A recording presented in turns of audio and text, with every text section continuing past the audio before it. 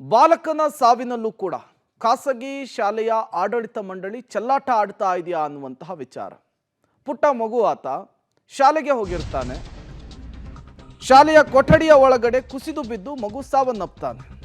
ಈಗ ಬಾಲಕನ ಸಾವಿನ ಜೊತೆಗೆ ಶಾಲಾ ಸಿಬ್ಬಂದಿಗಳು ಚೆಲ್ಲಾಟವಾಡ್ತಾ ಇರುವಂತಹ ವಿಚಾರ ಬೆಳಕಿಗೆ ಬರ್ತಾ ಇದೆ. ಶಾಲಾ ಸಿಬ್ಬಂದಿಯ ನಿರ್ಲಕ್ಷ್ಯಕ್ಕೆ 12 ವರ್ಷದ ಬಾಲಕ ಬಲಿಯಾದ್ನ ಅಂತ ಹೇಳಿ ಖಾಸಗಿ ಶಾಲೆಯಲ್ಲಿ 5ನೇ ತರಗತಿ ಓದ್ತಾ ಇರ್ತಾನೆ. ಅರ್ಹಾನ್ ಪಾಷಾ ಬನ್ನೇರುಘಟ್ಟ ರಸ್ತೆಯ ವಿವರ್ಸ್ ಕಾಲೋನಿ ಶಾಲೆಯಲ್ಲಿ ಘಟನೆ ನಡೆದಿದೆ. ಜೂನ್ 10ನೇ ತಾರೀಕು ನಡೆದಂತಹ ಘಟನೆ ತಡವಾಗಿ ಬೆಳಕಿಗೆ ಬಂದಿದೆ. ಬೆಂಗಳೂರಿನಲ್ಲಿ ಈ ಶಾಲೆಯ ಆಡಳಿತ ಮಂಡಳಿಯ ನಿರ್ಲಕ್ಷ್ಯದ ವಿರುದ್ಧ ಈಗ ಆಕ್ರೋಶ ವ್ಯಕ್ತವಾಗ್ತಾ ಇದೆ. ನೀವು ಕೂಡ CCTV ಫುಟೇಜನ್ನು ಗಮನಿಸ್ತಾ ಇದ್ದೀರಿ. 12 ವರ್ಷದ ಬಾಲಕ, 5ನೇ ತರಗತಿ ಓದ್ತಾ ಇದ್ದಂತಹ ಬಾಲಕ ಶಾಲೆಯ ಆವರಣದಲ್ಲಿಯೇ ಕ್ಲಾಸ್ ರೂಮ್ನ ಒಳಗಡೆನೆ ಕುಸಿದು ಬಿದ್ದು ಸಾವನ್ನಪ್ಪಿರುವಂಥದ್ದು. ಬಟ್ ಏನಾಯಿತು, ಯಾಕಾಯಿತು, ಪೇರೆಂಟ್ಸ್ಗೆ ಮಾಹಿತಿ ಮುಟ್ಟಿಸುವಂತಹ ಕರ್ತವ್ಯ ಯಾರದು?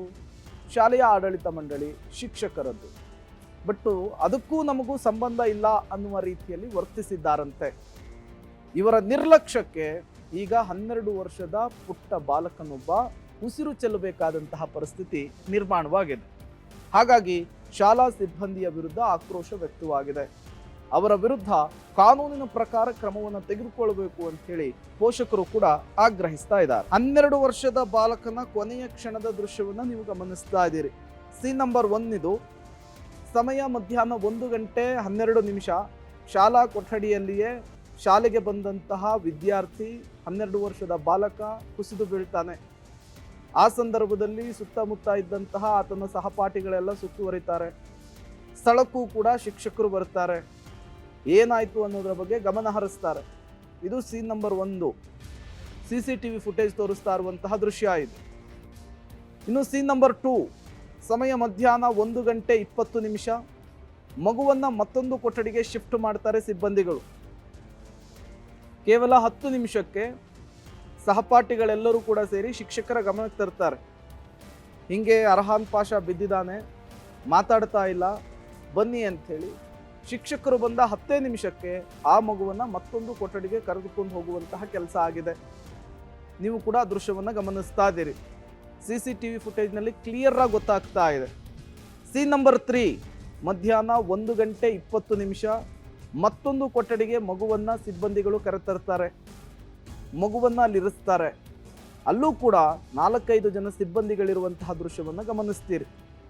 ಅದಾದ ಮೇಲೆ ಮಧ್ಯಾಹ್ನ 1 ಗಂಟೆ 39 ನಿಮಿಷಕ್ಕೆ ಪೋಷಕರು ಶಾಲೆಗೆ ಬರ್ತಾರೆ. ಅದಕ್ಕೂ ಮೊದಲೇನೆ ಪೋಷಕರಿಗೆ ಮಾಹಿತಿಯನ್ನು ಕೊಡುವಂತಹ ಕೆಲಸವನ್ನು ಶಿಕ್ಷಕರು ಮಾಡಿರುವಂಥದ್ದು. ಈ CCTV ಫುಟೇಜ್ ಬೇರೆಯದ್ದೇ ಕಥೆಯನ್ನು ಹೇಳ್ತಾ ಇದೆ. ತತ್ಕ್ಷಣಕ್ಕೆ ಆಸ್ಪತ್ರೆಗೆ ಕರೆದುಕೊಂಡು ಹೋಗಿದ್ರೆ ಅಥವಾ ವೈದ್ಯರನ್ನೇ ಇಲ್ಲಿ ಕರೆಸಿದ್ರೆ ಏನಾಗಿತ್ತು ಮಗುವಿಗೆ ಅನ್ನೋದು ಗೊತ್ತಾಗ್ತಿತ್ತು. ಜೊತೆಗೆ ಮಗುವಿನ ಪ್ರಾಣವನ್ನು ಬದುಕುಳಿಸುವಲ್ಲೂ ಕೂಡ ಸಿಬ್ಬಂದಿಗಳು ಹೆಲ್ಪ್ ಮಾಡಿದಂತಾಗ್ತಿತ್ತು. ಬಟ್ ಅದು ಮಾಡಲಿಲ್ಲ. ಅವರು ಪೇರೆಂಟ್ಸ್ಗೆ ಫೋನ್ ಮಾಡ್ತಾರೆ, ನಿಮ್ಮ ಮಗು ಹಿಂಗೆ ಬಿದ್ದಿದೆ, ಬಂದು ಕರ್ಕೊಂಡು ಹೋಗಿ ಅಂತ ಹೇಳ್ತಾರೆ. ಸೀನ್ ನಂಬರ್ 4 ಗಮನಿಸ್ತಾ ಇದ್ದೀರಿ. 1 ಗಂಟೆ 39 ನಿಮಿಷಕ್ಕೆ ಪಾಪ ಪೋಷಕರು ಇರೋ ಬರೋ ಕೆಲಸವನ್ನು ಬಿಟ್ಟು ಏನಾಯಿತು ಮಗನಿಗೆ ಅಂಥೇಳಿ ಎದ್ನೋ ಬಿದ್ನೋ ಅಂಥೇಳಿ ಓಡೋಡಿ ಬರ್ತಾರೆ.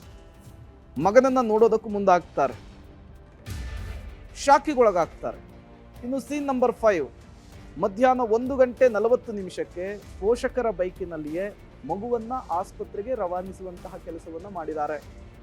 ಕನಿಷ್ಠಕ್ಕಾದರೂ ಆ್ಯಂಬುಲೆನ್ಸನ್ನು ಕರೆಸಬೇಕಿತ್ತು, ಇಲ್ಲ ಅಲ್ಲಿ ಸ್ಕೂಲ್ ವ್ಯಾನ್ ಇತ್ತು, ಅಥವಾ ಸಿಬ್ಬಂದಿಗಳದ್ದು ಯಾರದ್ದೋ ವೆಹಿಕಲ್ ಇತ್ತು, ಅದರ ಮೂಲಕ ಆ ಮಗುವನ್ನು ಆಸ್ಪತ್ರೆಗೆ ಶಿಫ್ಟ್ ಮಾಡುವಂತಹ ಕೆಲಸ ಮಾಡಬೇಕಿತ್ತು.